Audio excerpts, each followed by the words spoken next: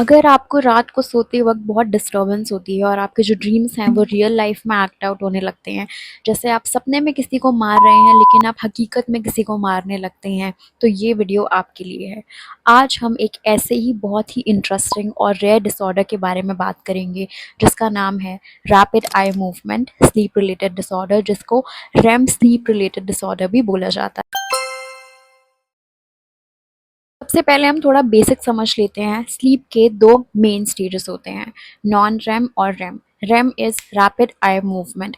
इस टाइम पर जो हमारी ब्रेन की एक्टिविटी होती है वो काफ़ी ज़्यादा एक्टिव होती है। जो हम इस स्टेज में सबसे ज़्यादा सपने देख पाते हैं और हमारा जो ब्रेन होता है उसमें हमारे मसल्स को वो टेम्पररी पैरालाइज कर देता है ताकि हम उन सपनों को एक्ट आउट ना करें। लेकिन जब ये पैरालिसिस फेल हो जाता है और हमारे जो हाथ पैर होते हैं वो उन सपनों को एक्ट आउट करने लग जाते हैं, तब ये डिसऑर्डर शुरू होने लग जाता है। इस डिसऑर्डर में क्या होता है कि जब इंसान रेम स्टेज स्लीप में है, मतलब जब वो सबसे ज़्यादा सपने देख रहे हैं, तब जो हमारा प्रोटेक्टिव मैकेनिज्म हमारे लिए जो बनाया हुआ है, जिसे रेम एटोनिया भी कहते हैं, जिसमें जो हमारे हाथ पैर होते हैं वो काम नहीं करते हैं, थोड़ी देर के लिए वो पैरालाइज हो जाते हैं, ये मान लीजिए। लेकिन इस डिसऑर्डर में वो मैकेनिज्म फेल हो जाता है, तो उसकी वजह से जो भी हमारे ड्रीम्स में जो हम कर रहे होते हैं हम उसको फिजिकली एक्ट आउट करने लग जाते हैं। मैंने आपको एग्जांपल दिया था कि अगर आप सपने में किसी से लड़ रहे हैं तो आप लिटरली वो लड़ने लग जाएंगे। कि अगर आपने किसी को बॉटल सर पे मार दी सपने में, तो आप असली में अगर आप किसी के साथ सो रहे हैं तो आप उनको बॉटल मार सकते हैं। अगर आप सपने में भाग रहे हैं तो आप उठ के भागना शुरू कर सकते हैं। ऐसे डिसऑर्डर में डिफ़िकल्टी क्या होती है, परेशानी क्या आती है कि आप आपके पार्टनर के साथ या आप जिसके साथ भी सो रहे हैं उनको इंजरी हो सकती है, आपको खुद भी इंजरी हो सकती है, क्योंकि आप सपने में ये सब कर रहे हैं और आप फिजिकली एक्चुअल में ये सब करने लग जाओ। कभी कभी हमें सपना आता है हम खाई से कूद रहे हैं, अगर सोचिए कि वही स्टंट हम असली में करने लग जाएं तो हमें इंजरी आएगी, हमें परेशानी होगी।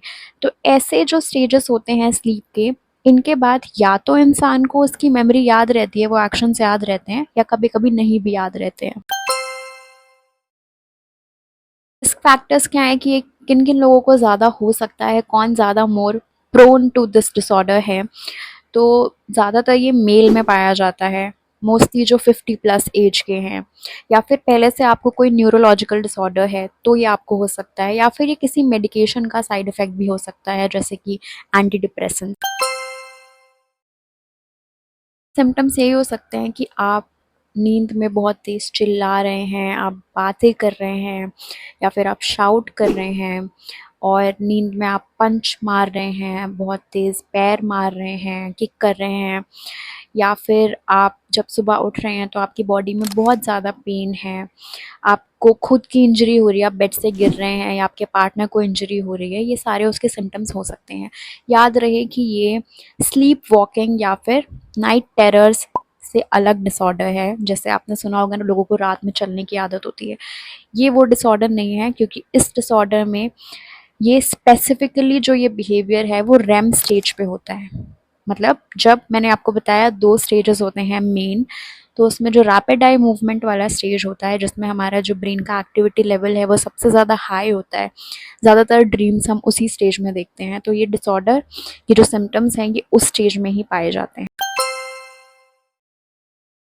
इसका डायग्नोसिस कैसे कंफर्म होता है, एक टेस्ट होता है पॉलीसोमनोग्राफी करके, जो एक स्लीप स्टडी के लिए ही होता है। डॉक्टर्स उसको टेस्ट करते हैं और उसमें जो हमारे ऑक्सीजन लेवल्स होते हैं, जो हमारी आई मूवमेंट्स होती हैं, जो हमारी ब्रेन वेव्स होती हैं, उन सबको स्टडी किया जाता है और पेशेंट को लैब में रखा जाता है और वहाँ से हम ये सारी चीज़ें स्टडी करते हैं। तो जब पेशेंट रेम स्टेज में होता है, तब अगर वो वॉयलेंट बिहेवियर शो कर रहे हैं फिजिकली, और उनका जो मसल एटोनिया है वो नहीं हो रखा है उस टाइम पे, मतलब उनकी जो मसल्स हैं वो पैरालाइज्ड नहीं है, दे आर एक्चुअली मूविंग, तो ये डायग्नोसिस कंफर्म हो सकता है कि हाँ आपको ये बीमारी है। तो प्लीज़, मैं जो ये सब बता रही हूँ, मैं हमेशा बोलती हूँ कि आप कुछ भी रिलेट करके ये मत मान लीजिए कि मुझे ये बीमारी है। आपको जाके इस चीज़ की टेस्टिंग करवानी पड़ेगी। Doctors, psychologist, psychiatrist, they will tell you कि आपको ये डायग्नोस है या नहीं है।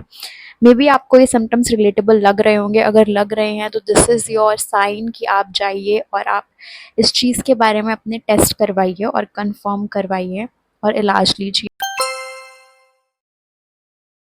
गुड न्यूज़ ये है कि ये डिसऑर्डर पॉसिबल है कि वो मैनेज हो जाए, इसकी रिकवरी अच्छे से हो जाती है। आपको कुछ मेडिकेशंस दिए जाएँगे, कुछ दवाइयाँ होंगी, कुछ सेफ्टी मेजर्स लिए जाएँगे कि जहाँ पर आप सोते हैं वहाँ रूम में कोई शार्प ऑब्जेक्ट्स ना हो जिससे आप खुद को हार्म कर पाएँ जब आप फिज़िकली वो ड्रीम्स में एक्ट आउट करते हैं। आपके आस-पास काफ़ी कुशन्स हों जब आप सो रहे हों ताकि आप नीचे ना गिरें। और आपके साथ जो सोते हैं वो अलग एक बेड में सोएं ताकि उनको भी कोई रिस्क ना हो, उनकी कोई इंजरी ना आ जाए। और अगर आपको कोई न्यूरोलॉजिकल कंडीशन है पहले से जिसकी वजह से ये सब हो रहा है तो पहले उसको ट्रीट किया जाए। दोस्तों, आज हमने इस डिसऑर्डर के बारे में अच्छे से डिस्कस किया। ये एक ऐसा डिसऑर्डर है जो रेयर है, लेकिन इस डिसऑर्डर में ना ही सिर्फ पेशेंट को बट उनके लव्ड वंस को, उनके फैमिली मेम्बर्स को भी काफ़ी ज़्यादा नुकसान पहुंचता है।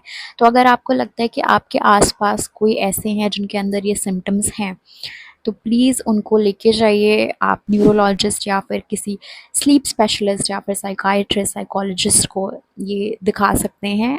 अर्ली डायग्नोसिस से क्या होगा कि जल्दी आप ट्रीट हो पाएंगे और आपकी जो क्वालिटी ऑफ लाइफ है वो इम्प्रूव हो पाएगी।